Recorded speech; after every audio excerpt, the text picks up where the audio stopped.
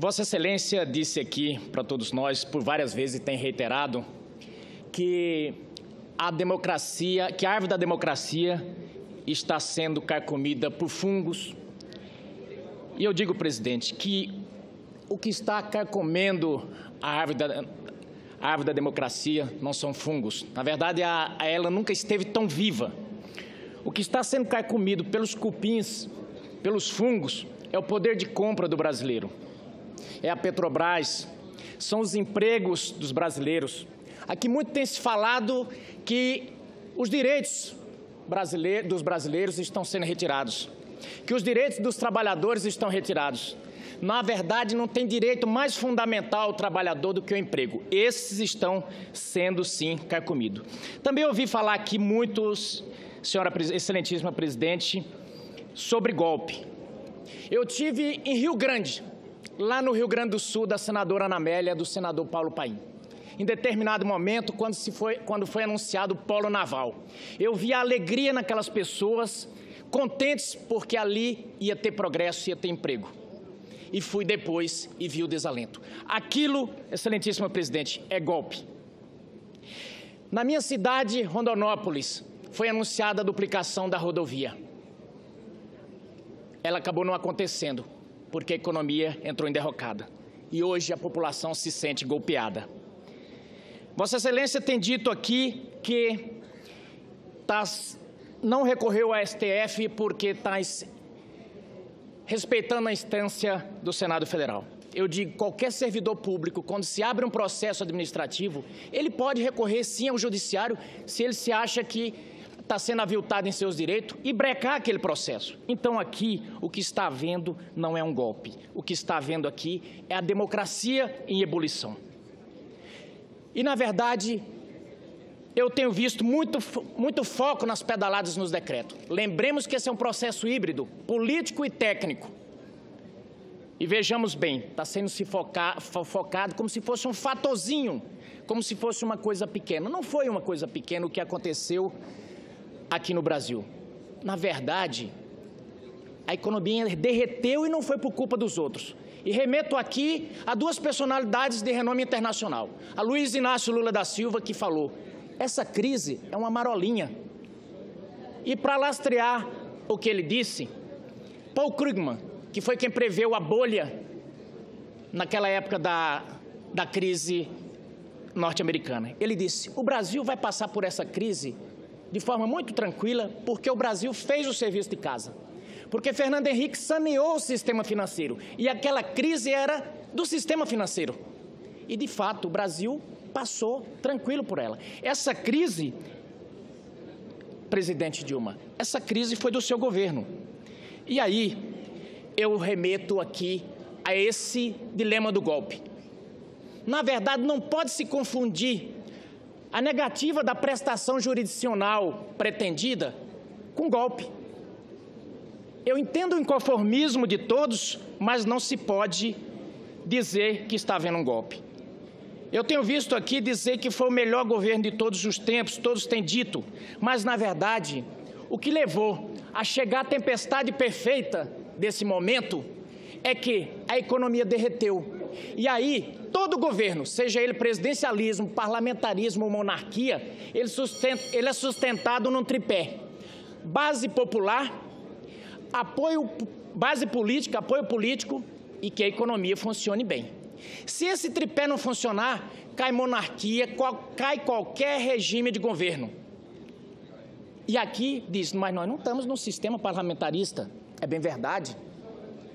É bem verdade que não estamos. Mas, por esse motivo, qualquer governo cai quando tem, no regime presidencialista, quando tem uma base jurídica. E, nesse caso, tem de sobra. E aqui está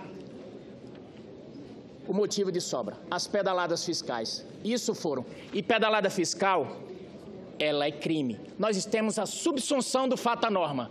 E nós temos uma lei que tipifica o fato. Portanto, nós temos um crime.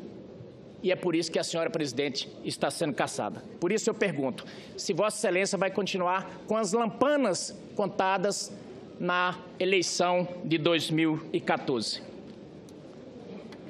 Agradeço ao senador José Medeiros, devolvo a palavra ao eminente presidente da República. Bom, cumprimento o senador José Medeiros. Senador, é importante, para efeito que a gente está tratando aqui, né, inclusive para essa discussão de golpe ou não golpe, que a gente se atenha à acusação, senador. Qualquer outras considerações a gente pode, inclusive, discutir em outro momento. Mas eu não vou aqui, senador, fazer uma discussão tão ampla a ponto de discutir o que aconteceu em 14. Eu quero focar mais no que nós estamos aqui discutindo. Queria dizer ao senhor que,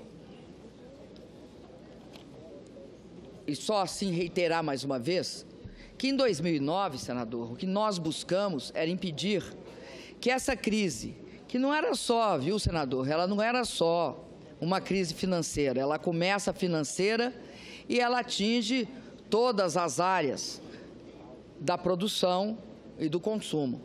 Tanto é assim, senador, que todas as grandes empresas automobilísticas americanas quase entraram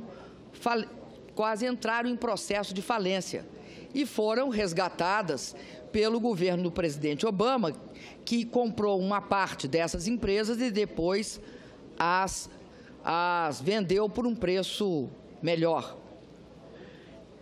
O que é que nós fizemos, senador? Nós tivemos, desde 2009, nós tivemos o cuidado, e aí eu estou falando porque eu integrei o governo do presidente Lula, nós tivemos o cuidado de resistir a essa crise através de políticas coordenadas anticíclicas que buscavam justamente manter o poder de compra do trabalhador, impedir que houvesse uma queda de forma acentuada no emprego e na atividade econômica.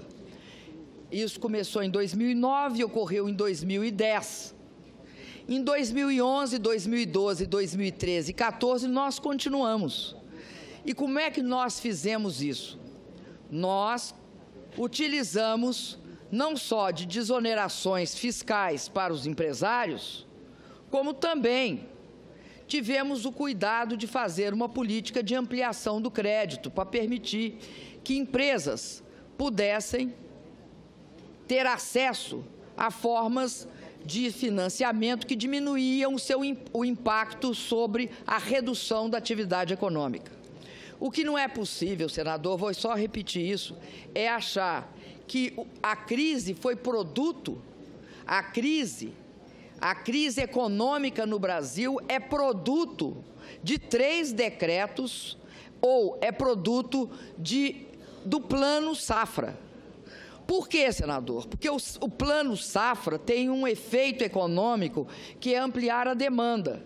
Mesmo argumentando tanto, que eu aprendi com os advogados, argumentando tanto, mesmo se a gente aceitasse aqui, olha, incorremos no erro. O Plano Safra, senador, ele amplia a demanda, senador. Ele aumenta não só o financiamento a bens de capital, aumenta o recurso para custeio, aumenta o recurso para investimento. Nunca, senador, se investiu tanto aqui nesse país.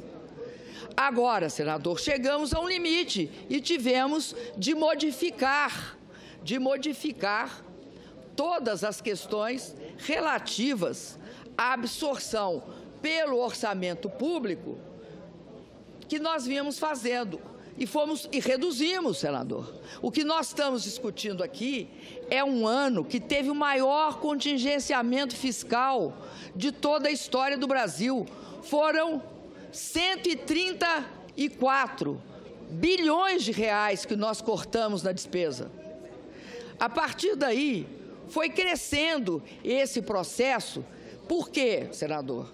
Se o senhor olhar quando é que começa a queda, por exemplo, dos preços das commodities.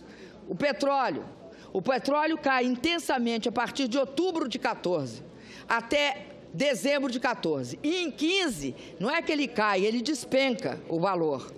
A mesma coisa os bens alimentícios começam a cair antes, em setembro, mas acentua de outubro a dezembro e em 2015 também despencam. Você tem a saída dos Estados Unidos da política de expansão monetária, produzindo uma desvalorização do real e, portanto, efeitos fortes da nossa inflação. Nós temos uma crise hídrica.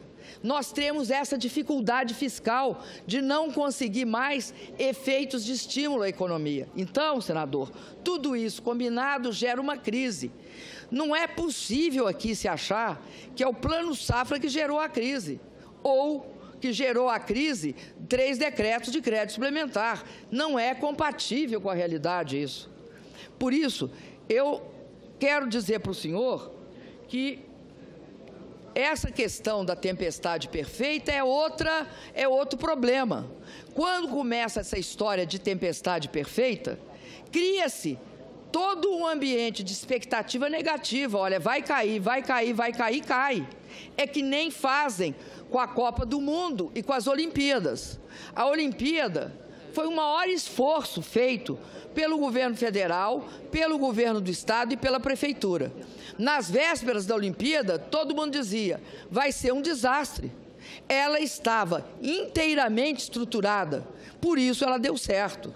Então não é possível toda essa onda de pessimismo atingindo a atividade econômica e política no Brasil.